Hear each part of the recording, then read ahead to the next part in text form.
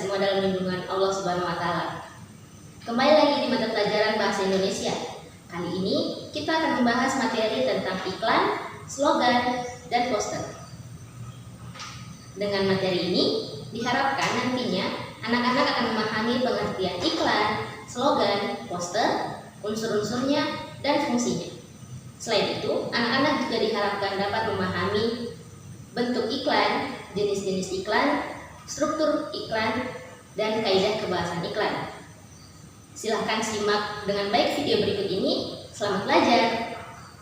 Assalamualaikum warahmatullahi wabarakatuh. Anak-anak sekalian, pada pertemuan kali ini kita akan membahas materi tentang iklan, slogan, dan juga poster. Baik, materi pertama yang akan kita bahas adalah pengertian dari iklan, poster, dan juga slogan. Yang pertama adalah iklan. Iklan dapat diartikan sebagai teks yang mendorong dan membujuk suatu khalayak agar tertarik terhadap barang dan juga jasa yang ditawarkan, serta sebagai pemberitahuan kepada konsumen mengenai barang dan jasa yang akan ditawarkan. Kedua adalah slogan. Slogan adalah kalimat atau perkataan pendek yang dipakai sebagai dasar tuntutan atau pegangan hidup. Yang ketiga adalah pengertian dari poster. Poster adalah plakat atau kata-kata dan gambar yang dipajang di tempat-tempat umum dan biasanya menggunakan kata yang jelas, singkat, menarik, dan juga lengkap. Baik, materi selanjutnya adalah unsur-unsur iklan, slogan, dan juga poster. Nah, pada gambar di samping sudah terdapat tabel yang menjelaskan tentang unsur-unsur dari slogan, iklan, dan juga poster. Pada kolom pertama dapat kita lihat bahwa iklan diliputi oleh 4 unsur, yaitu unsur gambar, unsur suara, unsur kata, dan juga unsur gerak.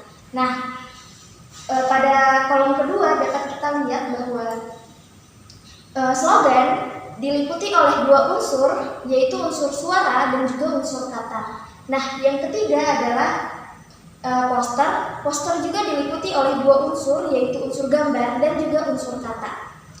Selanjutnya kita akan beralih pada materi fungsi-fungsi dari iklan. Iklan mempunyai 2 fungsi. Yang pertama adalah fungsi informasional, yaitu iklan yang memberitahukan kepada konsumen tentang karakteristik produk, juga berbagai manfaat yang dapat mereka peroleh. Yang kedua adalah fungsi transformasional, yaitu iklan yang berusaha untuk mengubah sikap yang dimiliki oleh konsumen terhadap merek, pola-pola belanja, gaya hidup, dan juga teknik-teknik mencapai sukses. Materi selanjutnya adalah bentuk iklan. Bentuk iklan berdasarkan pola penyajiannya ada 2, yakni iklan media cetak dan iklan media elektronik. Mari kita bahas satu persatu. Yang pertama, iklan media cetak.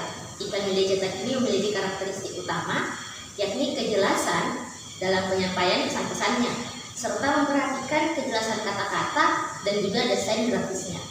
Berdasarkan keluasan ruang, iklan media cetak ini terbagi atas 2, yakni iklan baris yang penyampaiannya ini berupa baris-baris dengan kata yang terbatas. Perhatikan contoh berikut ini. Yang kedua adalah iklan kolom yang penyampaiannya berupa kolom-kolom dan biasanya di dalam kolom tersebut disertai dengan gambar. Perhatikan contoh berikut ini.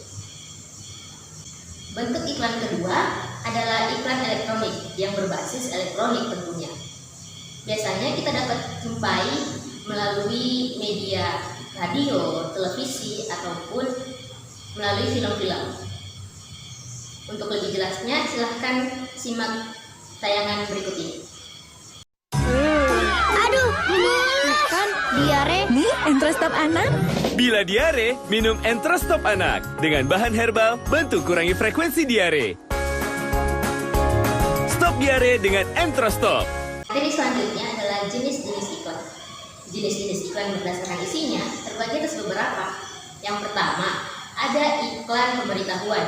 Iklan pemberitahuan ini berfungsi untuk memberitahukan kepada khalayak mengenai suatu kejadian, peristiwa, atau hal lainnya. Berikut contohnya. Yang kedua adalah iklan layanan masyarakat. Iklan ini memberikan penjelasan kepada masyarakat mengenai suatu hal. Berikut contoh iklannya. Yang ketiga adalah iklan penawaran yang bertujuan untuk menawarkan jasa atau produk kepada khalayak umum. Berikut contohnya. Materi selanjutnya adalah struktur teks iklan. Struktur teks iklan ini terbagi menjadi dua. Yang pertama adalah pengenalan produk atau yang disebut dengan judul teks. Yang kedua adalah pernyataan persuasif yang berisi pernyataan yang mendorong pembaca untuk melakukan sesuatu. Contoh dalam iklan produk, maka teks persuasif ini berisi tentang kelebihan produk atau jasa yang ditawarkan. Materi selanjutnya yang akan kita bahas adalah kaidah kebahasaan teks iklan. Kaidah kebahasaan teks iklan ini terdiri atas 5 yang akan kita bahas satu persatu. Yang pertama adalah persuasif. Persuasif ini adalah pernyataan yang berisi bujukan atau ajakan kepada pembaca. Yang kedua ada imperatif. Imperatif ini pernyataan yang berisi perintah, saran, ataupun instruksi. Yang ketiga, teks iklan harus mengandung daya tarik dengan menggunakan bahasa yang sederhana, mudah dipahami, dan mudah diingat. Selanjutnya, kaidah kebahasaan teks iklan harus berkesan positif dan ringkas, sehingga mudah dipahami oleh pembaca. Itulah pembahasan materi tentang iklan, slogan, dan poster. Semoga materi yang kami sampaikan bermanfaat. Sampai jumpa pada materi-materi selanjutnya. Wassalamualaikum warahmatullahi wabarakatuh.